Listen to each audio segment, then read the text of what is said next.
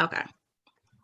All right. So everybody, welcome, welcome, welcome. This is the Literary Cypher February.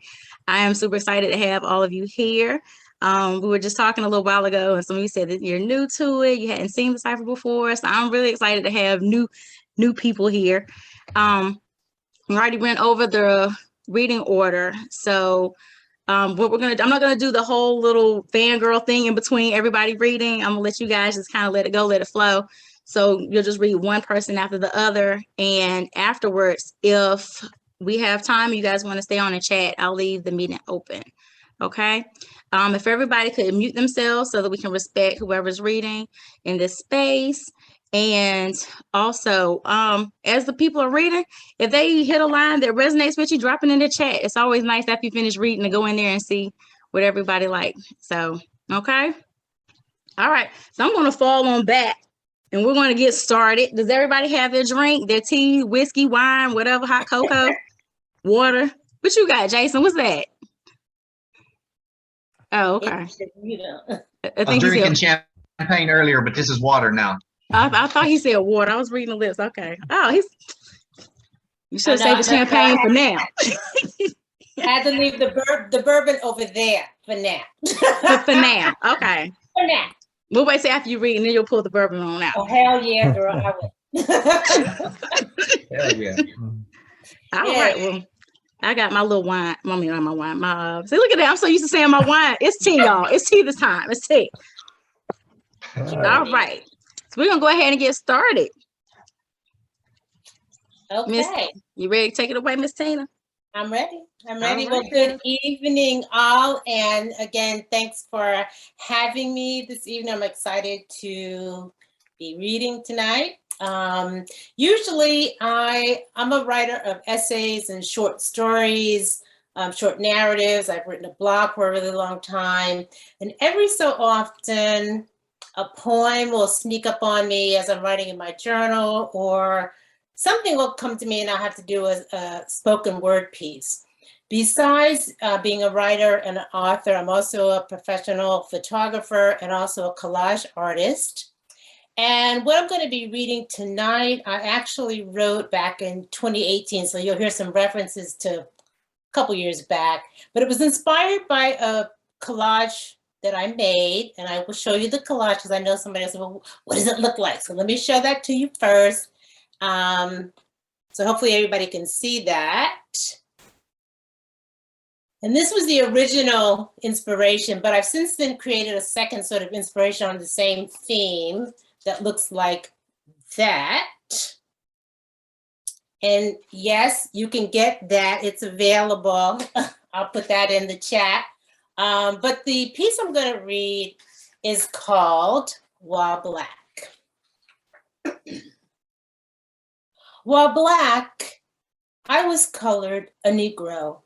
Colored black, colored African American, colored invisible, unseen, and dismissed as our noses, lips, braids, hips, large yet curvaceous behinds, pigmentation were ridiculed and colored with tainted slurs until they were stolen and colored over with white.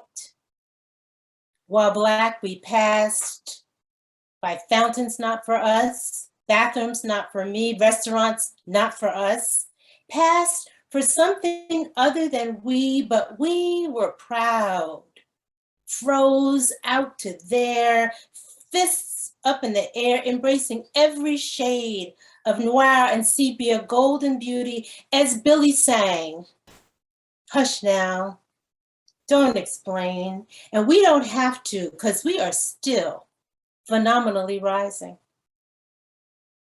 While black, I've been mistaken for other races, as if that would make the connection a little easier, a little more palatable. And no, nigga has never been my name when called it, even when it's not spoken, just implied by cold eyes, pursed lips, wet spit. I don't respond. It, like wench or the B word, you know, bitch or boy, is not our name, not my name. While Black, I was looked all up and down and around and through, inspected in present day moments by slave block mentality, as if we had never stepped down. I was ignored by assumed supremacy, lips sealed, eyes looking everywhere except into mine, questioning without ever asking, never considering this here woman. Qualifications labeled intimidating. But I no longer justify my magnificence because I know what I am, know who I am, and where I've been. I am young, at heart gifted and blessed, and frankly, and beyond all that, while Black. I was not picked on, passed over, cheated on, told not to, what I couldn't do, tried to fit in, tried not to call attention to, tried not to rock the boats of mediocrity until I had to jump ship, holding my tears until there were none to fall, accused of being the angry, because that's an easy excuse for not understanding just the woman I am, the women we are, redirecting fired up emotions with feeling, trying to walk our paths with strong dignity, holding the answers within. I stood up, spoke up, knowing what I had to say may never be heard, walked away anyway, explored the world, unafraid while Black. I am me too, know that time has always been up, hope that never again will we have an end. Yes, all lives matter. But when will our lives matter? Trying to live Martin's and Malcolm's dreams while Black? And then Wakanda came in all its black, brown, cafe au lait, high yellow, red-boned glory, us at our ebony finest, and the world flocked in. As green took over the box office, that was duly noted. We stood in collective pride, survivors, strivers, not settling for low when high truly is the road less traveled. And we know how to navigate the dark because Harriet showed us the way. And we're still woke. So before I close, let me pose the following to you. Who are you? What has happened to you? And what will you bring to this world while Black? Thank you.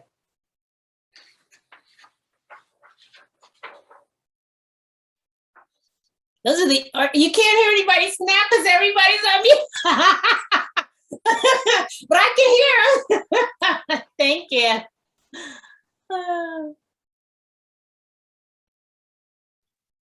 Thank you for that, Tina. Yes. Yep.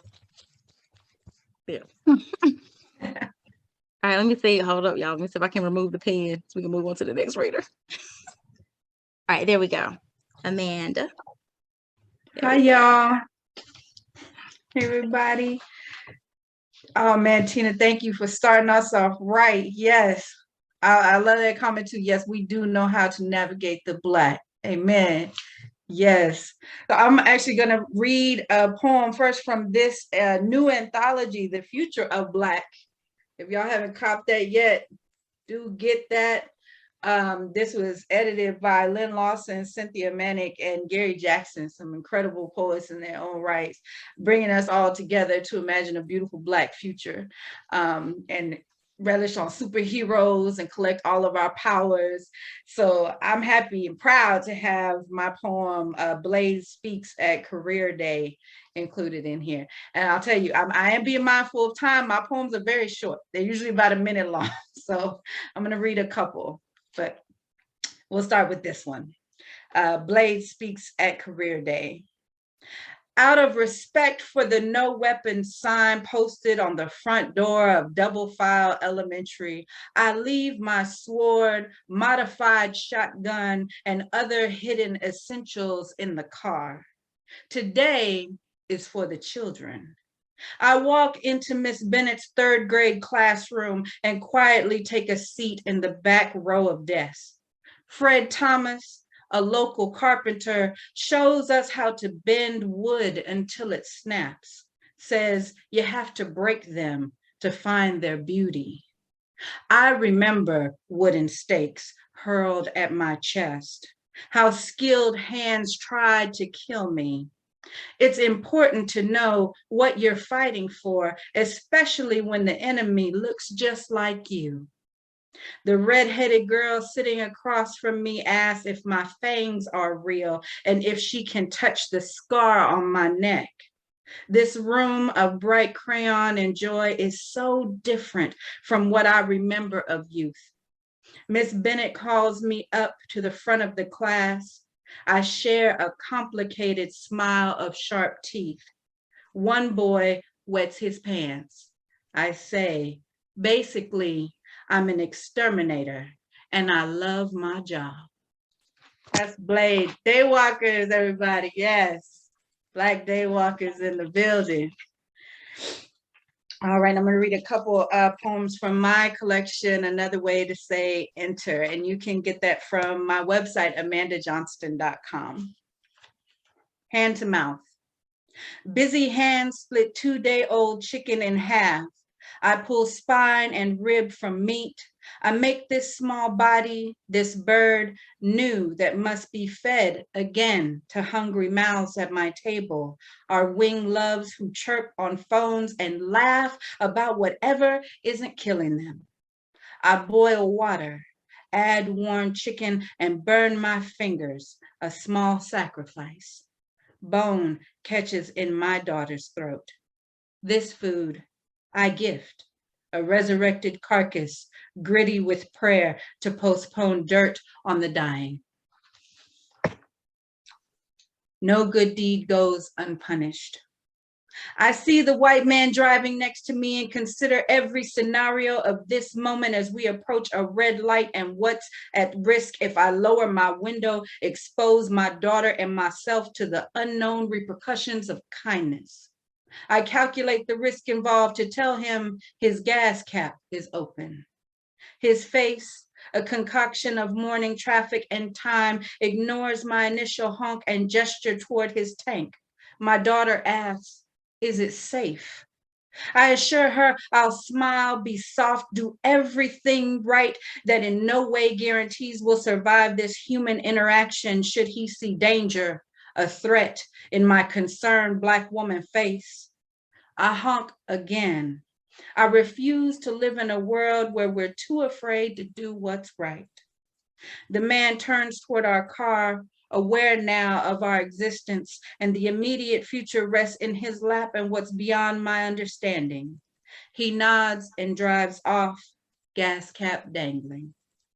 My daughter corrects me, no, Mama, the gas, is it safe? And I'm lost in meaning. What is safe in this burning for survival? And I'll read one last poem. Thank you all again so much for being here, and thank you for having me. Facing Us, after Yusef Komunyaku. My Black face fades, hiding inside black smoke. I knew they'd use it, damn it, tear gas. I'm grown, I'm fresh. Their clouded assumption eyes me like a runaway, guilty as night chasing morning. I run this way, the street lets me go. I turn that way, I'm inside the back of a police van again, depending on my attitude to be the difference. I run down the signs, half expecting to find my name protesting in ink. I touch the name Freddie Gray. I see the beat cops' worn eyes, names stretch across the people's banner, but when they walk away, the names fall from our lips. Paparazzi flash, call it riot. The ground, a body on the ground. A white cop's image hovers over us, then his blank gaze looks through mine. I'm a broken window. He's raised his right arm, a gun in his hand. In the black smoke, a drone tracking targets. No, a crow gasping for air. Thank you.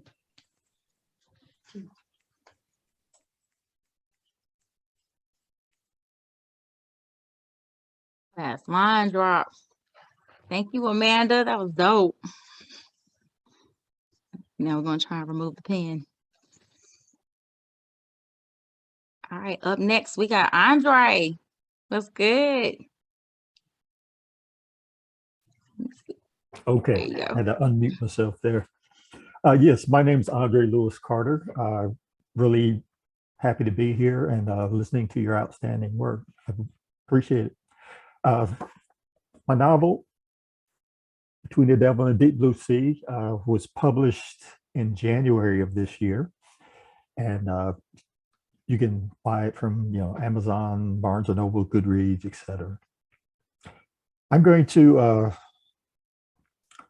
read from chapter 19, so it's a little down the road from the beginning. The protagonist, Cesar, is on the run from a sociopath named Mr. Mike, who used to be his mentor, but is now his deadly enemy.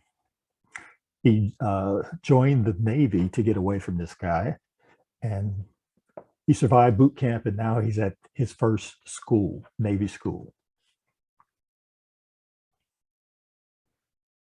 Cesar, excuse me, Cesar wasn't sure how he felt about the news that Ada was joining him in San Diego. A part of him wanted to see her, but the rest of him knew he couldn't afford to get seriously involved with this woman. Not now, when he was so close to losing himself in the fleet. But he was just as certain that upon seeing her face, any common sense would get waylaid by her smile. He needed more time to think this through. It happened he had plenty. On Monday, Cesar discovered none of the schools were in session for another 2 weeks. In fact, most of the students had yet to arrive, which was fine with Cesar. Since he had nowhere else to go, he planned to spend his time exploring the city. He'd heard scuttlebutt about Black's Beach allowing nude sunbathing, and he felt obligated to find out if it was true. As usual, the Navy had other plans. When you sign on with the military, you always pay first. Then you get to play. Maybe. Every weekday morning at 0730, the students housed in the barracks were required to muster in front of the building. At that time, the Filipino mess specialist first class in charge read the plan of the day to the boarders out loud as if they couldn't read it for themselves. Afterward, they were assigned to small work details. The students of color were corralled by a white petty officer third class from Connecticut who was stuck at the barracks waiting for orders. The petty officer felt he had been waiting much too long and the Navy was taking advantage of him. In short, his disposition was not a happy one. And in the Navy, when a superior is unhappy, it becomes a problem for those below, like shit perpetually flowing downhill. Cesar and his mates caught all the dirty jobs: cleaning toilets, scrubbing down showers, raking trash, washing out shit cans, cleaning windows, moving furniture, polishing brass, and any other busy work the third class could come up with. One afternoon, they even swept the fucking street in front of the barracks. The work was boring and not mind-numbing. Cesar longed for the adrenaline rush he'd gotten during doing shakedowns for Mr. Mike and immediately felt guilty. In truth, he couldn't be sure, but he didn't think he had actually ever shot anyone. When it came to firefights, he had been more of a keep the head down, stick the gun out, and shoot kind of guy. Even though Mr. Mike would take him along to practice at a shooting range, Cesar learned quickly that taking careful aim in a street fight could keep you capped quick. So he would shoot straight in Mr. Mike's presence, but on the street, he just made sure his gun was pointed in the right direction. And a acerbic smile crept onto his lips as he thought to himself, well, at least I don't need to worry about getting shot today. That's got to be a plus. The workday ended in the vicinity of 1630, provided you didn't piss off the first class. Before they could be released, the men had to remuster in front of the barracks and pretend to listen to the PO1's diatribe about being safe while they ran amok. After that daily warning, the sailors were free to explore any decadence they pleased, as long as they were on time for muster the following morning. Saturdays and Sundays were free unless you pulled a watch. Cesar quickly embraced the whole living for the weekend vibe. He bought some civvies after repaying his loan to Tommy, adding $20 to say thanks. But Tommy returned the 20, saying next time it would be at the regular rate. Cesar assured himself there wouldn't come a next time, but he knew what Tommy was really saying was that Cesar owed him one. Bobby T had yet to repay his appropriated loan from Cesar, who wasn't holding his breath that he would ever see it. Planted just outside the gate down the street to the right were at least 8 massage parlors and a couple of 24-hour movie theaters. One theater showed nonstop pornography loops, while the other showed popular movie series back to back, like all of the James Bond films. Sailors could waste a whole day in a theater for a few dollars if they smuggled in snacks. Turning left out of the gate brought a sailor to the popular, meaning cheap, Wiener Schnitzel that sold long, fat hot dogs and a soda, a Denny's restaurant, and the dry cleaners used by the training center staff. The remaining shops catered more to the local populace. Cesar started hanging out with Jamie and Thomas after hours. He figured this would keep him out of the hardcore neighborhoods, areas of the city that might make him feel the need for a gun. Cesar again hoped his shooting days were behind him. The irony of enlisting in the military to escape a violent life did occur to him, but he told himself that any cap springing from his tenure in the Navy would be of a more noble form. Standing directly across from the base was a private neighborhood situated on a steep hill. Thomas liked to walk to the apex just before sunset, sit on a particular street corner, and drink from a brown bag that hid the label of that night's beverage of choice. Cesar and Jamie tagged along. The trio were never bothered by anyone living in the surrounding homes, which seemed odd, but the locals were apparently okay with clean-cut drunks meandering about their streets. One crystal clear night found them mostly camped on Thompson's corner because they couldn't stand after consuming a bottle of ouzo. Having ignored the label after reading ouzo, they missed the warning to mix 1 part liquor with 2 parts water. The 3 barely made it to morning muster. The following day, Cesar decided he needed to take a break from all the drinking and begged off. He ate in the chow hall before wandering back to the barracks. Stopping by the lounge, he saw 4 black sailors gathered around the pool table, sharing a single cue. They turned when Cesar walked in, and he nodded, noting to himself that his promise to stay isolated seemed more unworkable each day. Rather than retreat, he flopped on the sofa and grabbed the television remote. "Hey, brother, you want to join us?" Cesar stood, dumping the remote as he turned. "Yeah, sure." The men were a cross-section of melanin that included shades from red bone tan to deep dark chocolate. One was tall, 2 were about Cesar's height, and 1 was short and thick. Mr. Thick was the one who beckoned to Cesar, holding out his right palm. Cesar gave him 5, and both snapped their fingers to finish the greeting. Cesar jammed his hands into his back pockets to give them something to do. Mr. Thick was half sitting on the table. "Yo, man, I'm Greg. This is Toby, that's Ron, and we call this fool Trouble Man." "Trouble Man?" "Yeah, man, like the movie, on account this nigga is always in trouble." The mocha-colored gin under discussion was queuing up. He glanced at Greg before taking his shot. "And I told you about that nigga shit, man. Don't make me come across this table." Greg rolled his eyes. "Negro, please. You know damn well we've earned the right to use that fucking word if we want to." He winked at Cesar. Trouble Man hit the cue ball softly, sliding it past the 3 ball to tap the 6 just enough to topple it into the corner shaded by Greg's butt. "I told you, man. It's a derogatory word that the white man uses to enslave us." Cesar watched as Greg and the others groaned, throwing up their hands before collapsing in laughter. It was clearly an ongoing discussion. Greg touched Cesar's arm. "You have to excuse the brother. He thinks he's a black Muslim or some shit." Sizing up his next shot, Trouble snorted. "It's pronounced Muslim, you Philistine, and no, I ain't. I'm just saying a lot of what Brother Malcolm X talked about makes sense to me. You need to get your mind right."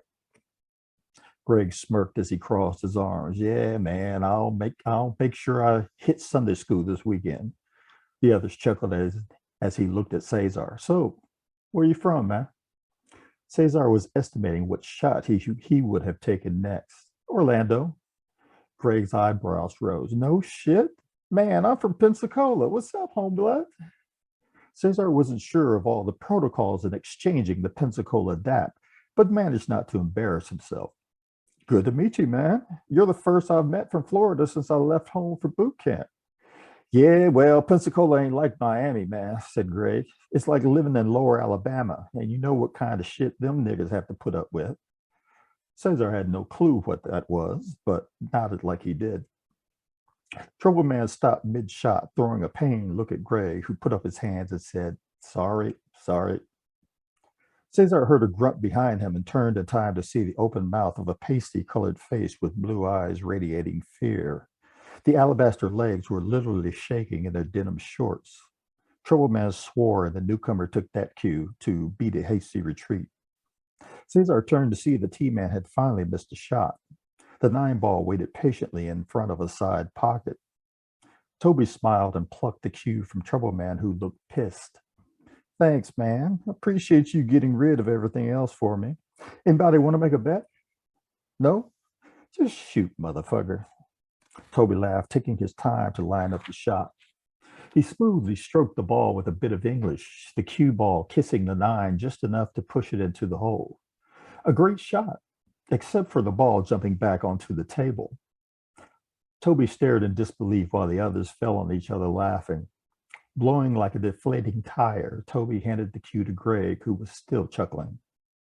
Trouble Man leaned on the table, shaking his head. Shit, I should have bet your ass. Greg lined up the cue and neatly pushed the 9-ball into a far corner pocket. That's how you do it, partner. Toby waved off the remark and spoke to Cesar. Hey, man, we're heading out to the club in a few. Why don't you come hang? Cesar scratched his head. Nah, man, I appreciate it, but I've been hitting it hard the last 3 nights. I need some downtime. That's cool. Change your mind and come check it out. We close that motherfucker down every night. Cesar grinned. Thanks. I'll look for you another time. He gave daps all around as the 4 left the lounge. Alone, he stood staring at the pool table, his mind blank. There was movement to his left. The alabaster legs had returned. Cesar wondered how this guy could stay so pale under the San Diego sun. The young man looked down under Cesar's gaze, walking to the couch, then to the window, where he fidgeted like he was unsure of what to do. Cesar cocked his head. You okay over there? The stranger's head snapped around, his eyes wary. Yeah, I'm fine. You sure? You look a little uptight. You got girl problems or something? The young man relaxed and smiled at that, shaking his head. No, I'm okay, really. Mind if I watch some TV? Cesar stretched and mumbled, knock yourself out. He trudged to his room, shaking his head.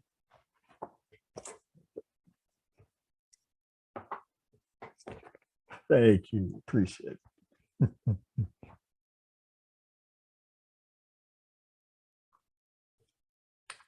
I can't hear you. I love it. Love it. Oh, thank you. Love it. No, that's how you lose track of time. You get sucked into the story. Oh, good. Good. That was awesome. Thanks, Andre. Thank you. All right. Let me try to remove the pen.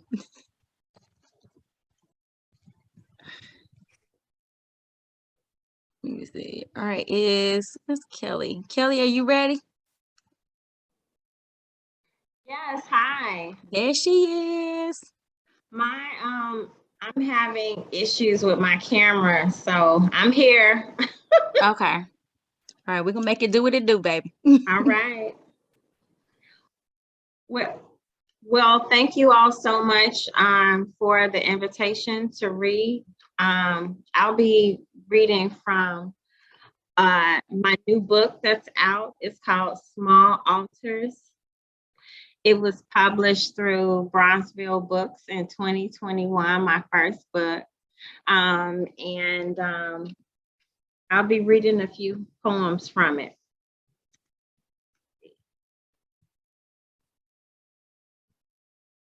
Okay. The first poem I'll be reading, it's called Ode to a Black Satin Bonnet. Just thinking about all the bonnet conversations that we've been having, and so on and so forth. So this is Ode to a Black Satin Bonnet.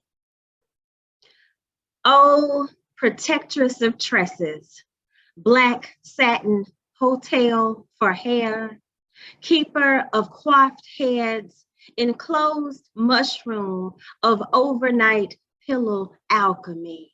You hair setter, you fortified fortress, safe house of tendril and fibril, soldier of silk cap and quick weave, wind buffer, pseudo-tam shape-shifting on a black girl's head, magician's white cloak miracle of hair geometry and good sleep.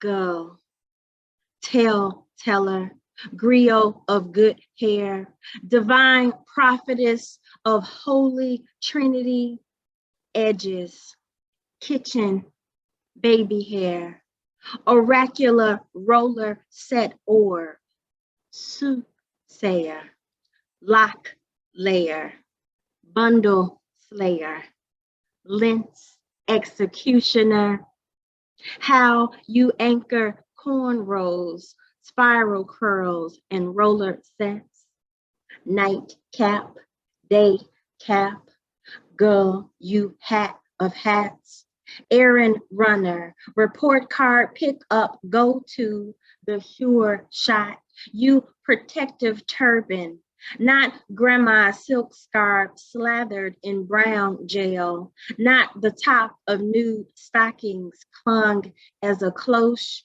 fence around a black girl's crown.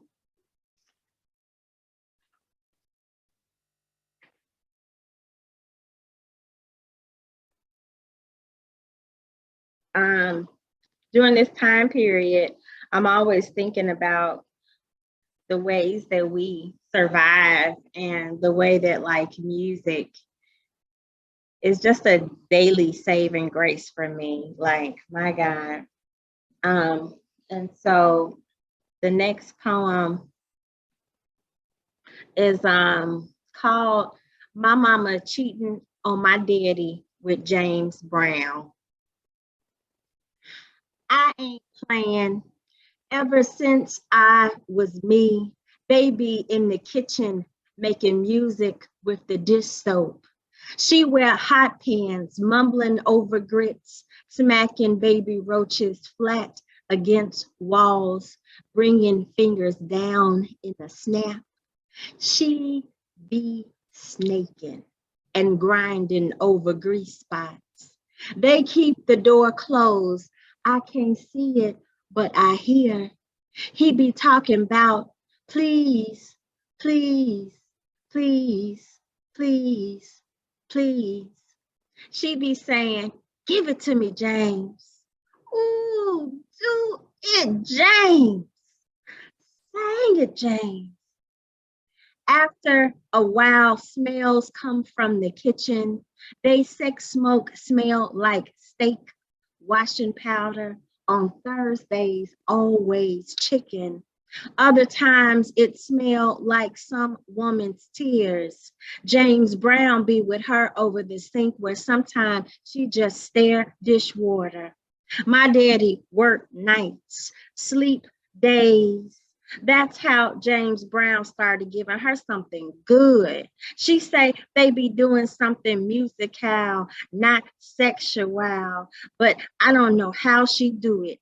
Cook and cheat at the same time, wash and cheat, iron and cheat, fold and cheat, mop and cheat, sing and cheat. I don't know how she do it. Housewife at 25, 1 child, 3 children dead. I don't know how she managed 2 men.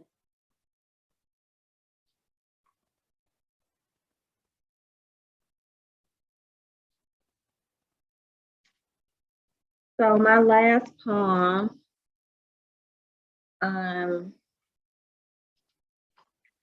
like, I'm a single person and I always kind of reflect about the Wiz and different things that has been said throughout that film.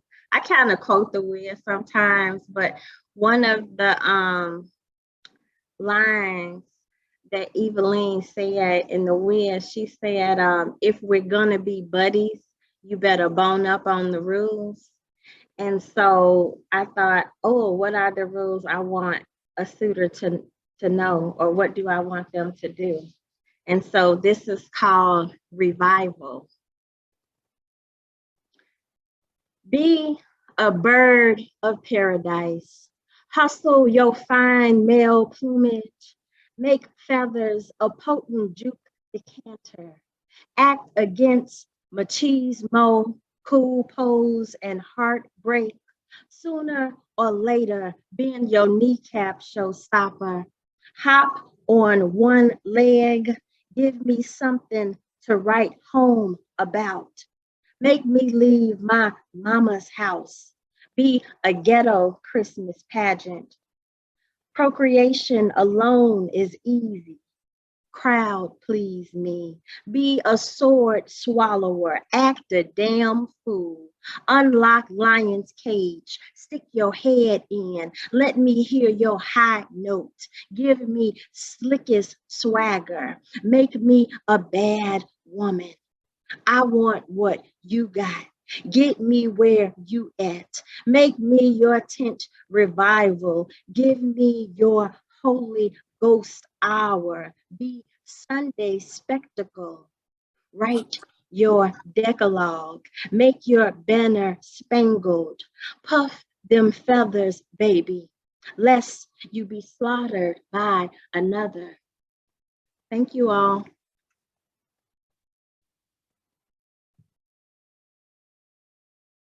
Thanks, sis. Those were two of my favorite of yours. I love the ode to the bonnet, and I have to say my mama's cheating with James Brown cracks me up every time. How she cook and cheat. Anyway, moving on. I think next up is Kara. Is she here? Oh, let me remove pen. There she is. All right, Kara. Thank you, LP, take it away. For the invite and hosting us tonight. I was torn back and forth what to read, so I decided, in light of celebrating Black History Month and also just honoring one of my poets that I admire, I wanted to read an excerpt from a book review that I recently published on Doug Kearney's show. So I thought I'd read a few little excerpts before then maybe reading some of my work that he's inspired. So I'm going to read, I think, from the beginning and the end, of course, right? The intro and the conclusion. Where you really get to express and be creative. I was honored that Full Stop published this piece and allows me to be a little bit more creative and personal in the reviews. So, how does a horse learn to trot? Does the jaw drop, or do you clench it side to side? Jig with me to loosen it up a bit, because we may find ourselves in the middle of a showdown. Something hits a nerve when we lock eyes and immediately wish to drop eye contact. Something hits a nerve. The moment grows uncomfortable, ever so close, ever too long. You may be able to reclaim the pace by listening to the beats. To break from the pattern, turn your head and hold your neck up. Center camera view. Because we could be vulnerable. We could tell all. I imagine you know something about a showdown. I imagine you know more about this show than you realize. I imagine you know what happens when we try to buck the system. How does it work? I jig this way and I jig that way until it's kind of like a dance. I don't know the steps. I make them up as I go, but what is so often unacceptable is that in this world? Look alive, the poet Doug Kearney exclaims. Welcome to the show. I wish we could, but we cannot stop the show, even though we can't really horse trot anymore. I'm afraid that the horse wants to trot free. A horse may trot all day, and enslaving horses is one of them colonial routines. The subtext of Kearney's Poetics, I guess I switched voice here, becomes blatantly apparent when read in relation to his book, Buck Studies. So his earlier poem, Extended Metaphor of the Baited Horse and Freeing the Enslaved Tongue. Go watch him perform it. Runaway Tongue, I cannot perform it. So it resonates with the urge to free the tongue. And so I asked, do we break language or does it break us? Is the tongue ever truly free? I'm always afraid it's wielded against our will. And it keeps going and looks at lots of different poems. I love his book. But what I really wanted to then jump to was towards the end, another personal moment, but I can share the link if you want to read about all his poems. These words I write for Doug Kearney because he's a marvel. If I've ever met one, we met on Zoom in the middle of a virtual conference where I was just a guest. I raised my virtual hand to ask a question, and to my surprise, I was unmuted to speak. So I turned my camera on, where I found myself quite embarrassingly rambling about my artistic aspirations while appearing to be unmasked on an NYC subway car, because that was my Zoom background, in front of an unknown and nearly invisible audience of all Black squares or avatars. The host was most academic, and have I ever lacked such formalities? Hence, I thought I could maybe carry on like a poet, or maybe not. I found myself admitting to the whole audience that I'm an artist, but it was Kearney who saw me. And somehow he eased my nerves by turning my question back to me. What was I after? I suppose a conversation, which minutes later shifted to text chat, then email, because the show must go on. Mind you, I was typing with my fingers, logged onto the meeting with my iPad mini. This is how much I wanted to talk to the man. This is how much I felt touched, how intimate sharing art can be. But the show must go on. After all, this was a performance. This was Q&A. And what if I stutter because I cannot regurgitate in terms I don't understand? So often we discount chatter and stigmatize informalities. But there's something intimate about getting a glimpse behind the curtain, a backstage view. I've noticed how Kearney even crafts the moments he takes to breathe between poems into micro-performances. Somehow in Kearney's imagination, the ordinary act of putting on lotion to soothe the lips, nose, and forehead becomes a poetic performance of care. To me, an overflow still seems like nonsense talk, as do the emails I've exchanged with him. When I fell into writing him a very long email, perhaps almost a memoir, perhaps too poetically for emo, he answered so on point. This pause in time and space, but a few words shared, was care. I returned to the page that stopped me in my tracks, where I felt an exorcism, perhaps as the poet is just speaking of what it might mean to exercise or conjure or later drive out. I filled in the blank. Madness. A page holds space in between two empty quotations. My inclination has always been to doubt, is that it? It could work. It could mean something else. Nonetheless, regardless of our interpretation, the page follows all the same. Come here, come here, come here, come here. This felt like an embrace of open arms. So then my conclusion is that the work is just so inviting, and his theatrical way of performing, though, is so overwhelming to me, that I just feel like, yeah, it was important to say.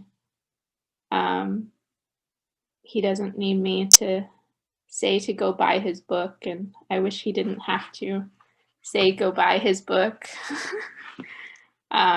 That maybe it's not language that breaks us or we break language, but it's about breaking the institutions, the systems.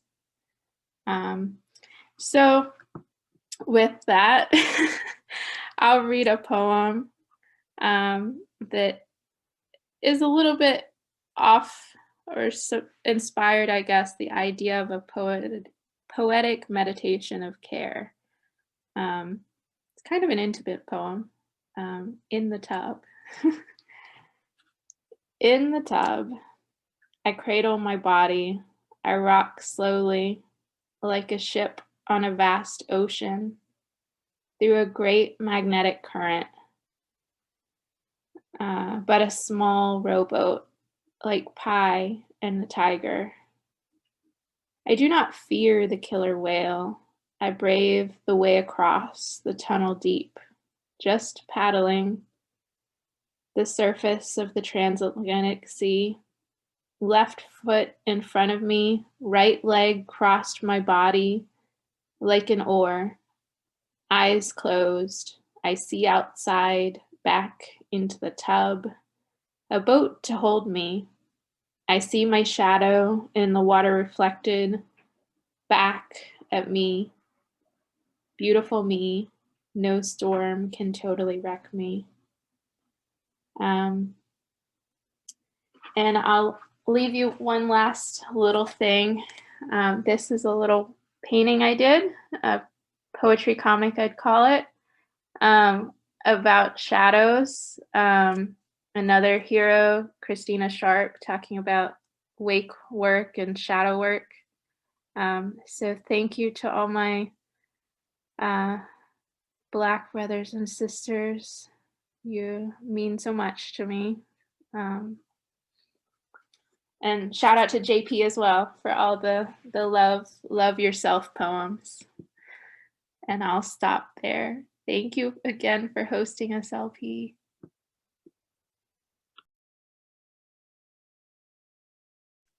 Thank you, Kara, my women writers in bloom sister. Appreciate it. All right, up next we have Jason.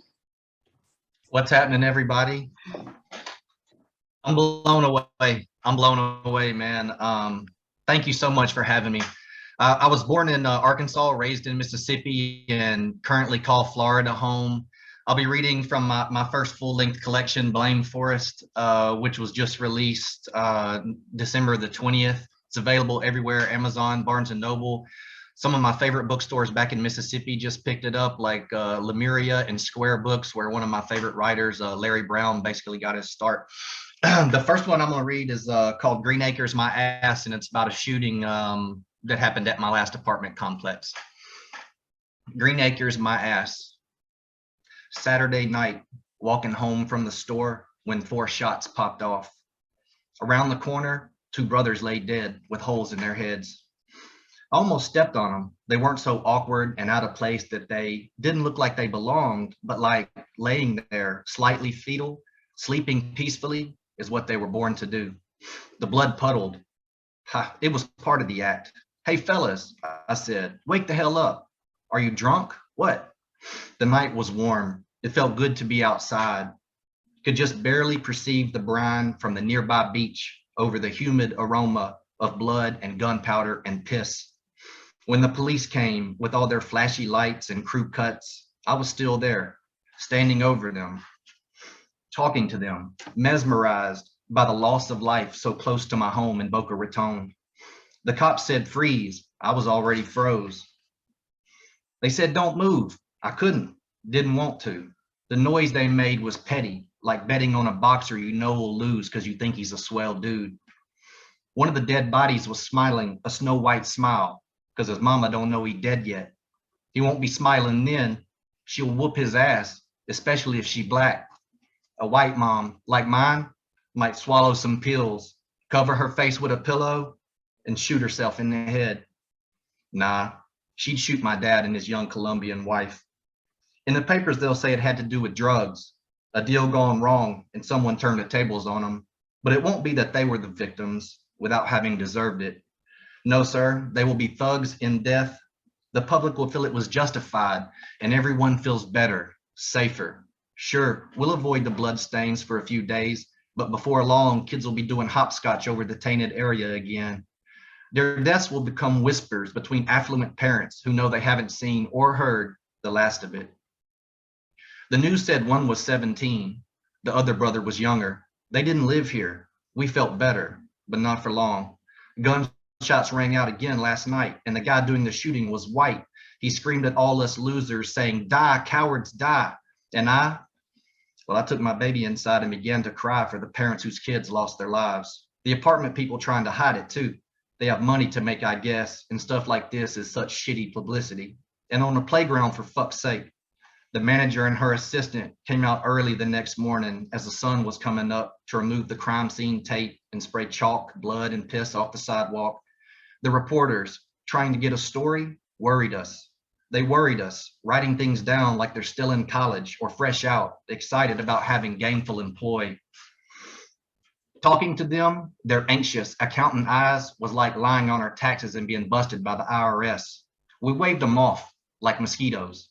Our privacy had been invaded. We waved them off like fat-cocked Florida skeeters. The police, pleading with us to tell the truth about what we knew, were troublesome fucking pigs we didn't have to answer to. So we didn't.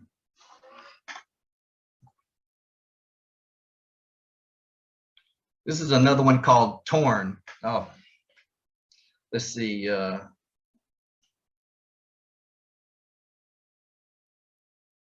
I'll read the climate change. We don't need algorithms to love, all right? We don't even have to love. We can just get along, be partners. What if that was enough and we didn't have to worry about losing it all after it took so long to get what little it is? What if we never had to worry about tornadoes or hurricanes or being on time for a job we despise? What if we could leave this place right now and ride out? Wouldn't that be nice? No more ice storms, droughts, or beach lice. They say we're different from computers because computers don't know about themselves. But what good is awareness when we can't remember we have amnesia? I hate my human heart. It's smarter than lots of computers are and has more space for storing painful things. Well, let's see here. One more here. This is a poem called Torn. Torn between being a man and being polite. If I said anything at all, I'd probably say I'm not a calculator, okay? To live easy and free as you do is not like being a hunter-gatherer. It's like not having to hunt or gather at all and still have a tall glass of buttermilk, fried eggs, bacon, and bread on the table every morning without worrying about who made it, laid it out. You'll complain too, with angry eyes and lusty lips, about how loud my music is and how the entire house smells like shit now. I don't mind it, not for a bit, not one bit. I enjoy watching you smoke your morning cig, all angles, at the open window facing the street, daydreaming about endless summers, jobless, endless, sunny, rainless summers, and your Latin lover on a train in Spain, looking out the window, feeling the same way.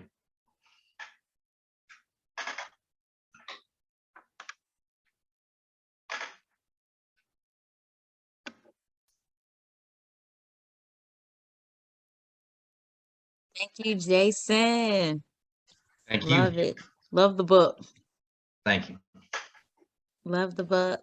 All right. Last but not least, we got Adrienne. Thank you so much. I am blown away. I'm just like, I got to close this out. Oh my goodness. I'm going to read 3 poems and hopefully, you know, it does the line of justice. I'm reading from a collection, The Body Has Memories, available on Nomadic Press. Sage. Sitting with my pages, ages from the sages. Sage is burning, a turning in my bones. Fire this time, feeling just like a Jones. Mama on the phone, spitting these lines about days long gone. Shut up in my bones. Sometimes my neck hurt and I think I see a scar back in time so far. How it get here, starting in my back, shackling a clack, clack, clack. Take a picture, sell a postcard from the edge of my black. This universe, verse in my past life I rehearsed. Curtain call from the hearse. The words I speak are hers and hers and hers. Sun shining new day. What my ancients got to say. Use the fuse in me as a light, ashe. A poem about fibroid tumors. 1. The Black woman body carries Africa in her womb, and this womb remembers cargo of bodies waiting to be crucified or set free. The body remembers how the strongest cargo, knowing freedom is death, jumped and returned to the ship as angels, while the deceived with eyes adjusted to darkness, nose to the smell of despair, cultivated another strength to pray. My belly carries ghosts, a returning, a watching over corpses and living bodies too.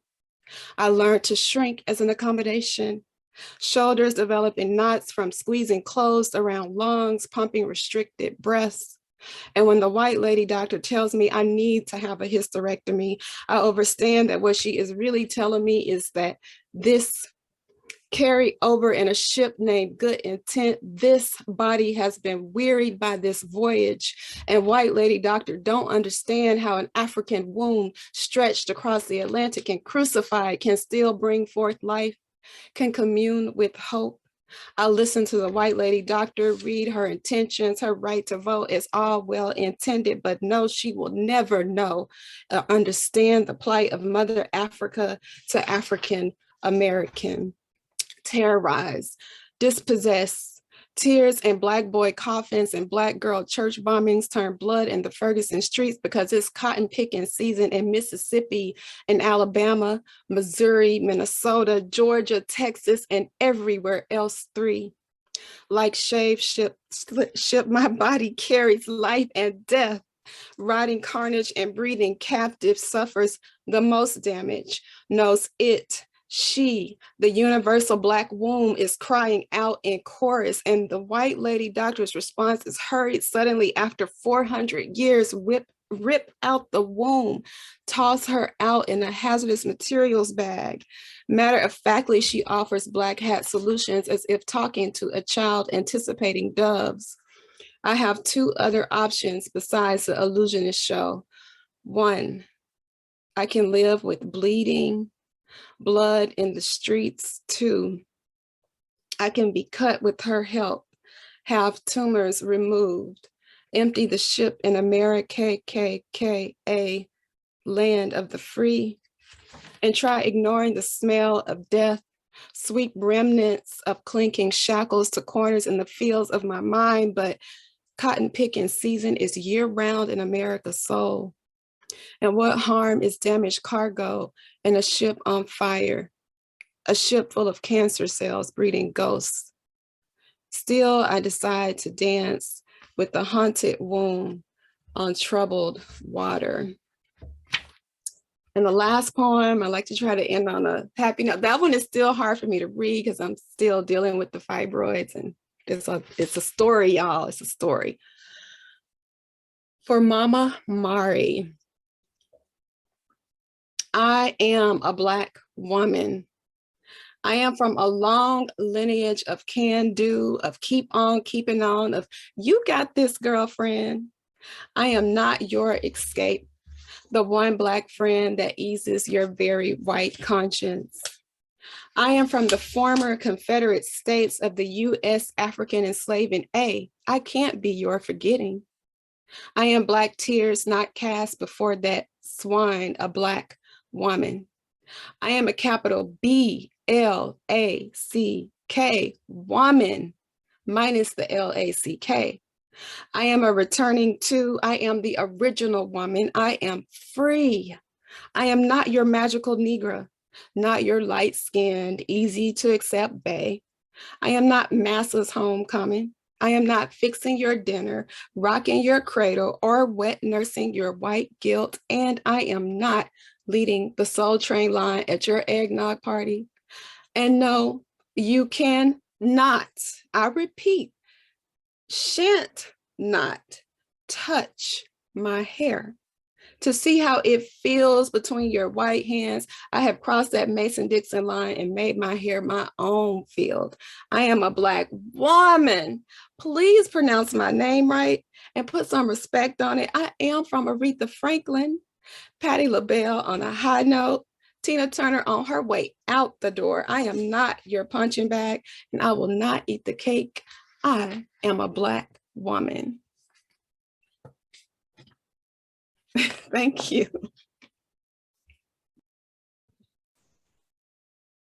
Yes, sis. Had to come off mute. Oh my God. Come on, off of mute with that. Thank you, sisters. Wow. Everybody give yourselves a round of applause. That was amazing. You guys were so dope and so awesome. Everybody's outstanding. This is an amazing reading. I'm so grateful to you all. That is the conclusion of the literary cipher. I don't think I'm going to read tonight because we did go over a little bit. But I'm so grateful to you guys for sharing your words, sharing space, and just being in community with me tonight and with all of us, each other. If you haven't done so already, please put all your links and your information in the chat. Hold on, where am I? Where's my, why does it look like this? Okay. I don't know why my screen is doing what it's doing. That's really weird. Okay. Anyway. But yes, please put all your links in the chat. And if you have any writer friends or somebody that you know would like to read for the cipher, please send them my way. Have them either hit me up on Messenger or email me at obsidianpen7@gmail.com. I'd love to have them. And like I said before, if you guys ever want to come back, you are more than welcome. Once you are, reading for the cipher, you are always down with the cipher. I don't let people go. So that's the conclusion. If you got to hop off and run, that's great. Love you guys very much. And for those that want to stay on, I'll leave the meeting open so we can chat.